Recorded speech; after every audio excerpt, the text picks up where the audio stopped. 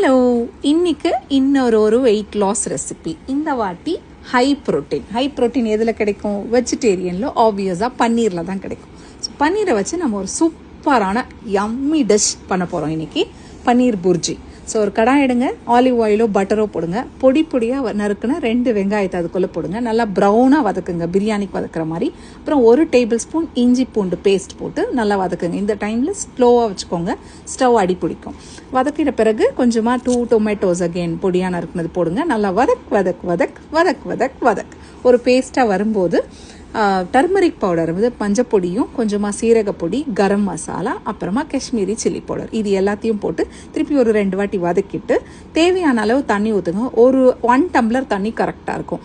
ஊற்றிட்டு அது நல்லா 5 to 7 மினிட்ஸ் மசாலாலாம் பச்சை வாசனை போகிற அளவுக்கு கொதிக்க வச்சு இந்த ஸ்டேஜில் 2 பச்சை மிளகா கீரி போட்டு உள்ளே போடுங்க. அது போட்ட உடனே ஒரு டேபிள் ஸ்பூன் இல்லை அரை டேபிள் ஸ்பூன் கீ போடுங்க. நல்லா கிளேசினஸ் கொடுக்கும் இந்த டிஷ்ஷுக்கு. அது போட்ட பிறகு கேப்சிகம் போடுங்க. கேப்சிகமையும் நல்லா பொடியாக நறுக்கி வச்சுக்கோங்க. அப்புறம் பன்னீரை நல்லா கையால் நசுக்கி ஸ்மாஷ் பண்ணிக்கோங்க, இல்லை திருவிக்கலாம். போட்டுட்டு கசூரி மேத்தியை நல்லா போட்டு கொத்தமல்லியை மழைச்சாரல் மாதிரி தூவுனீங்கன்னா டிஷ் இஸ் ரெடி.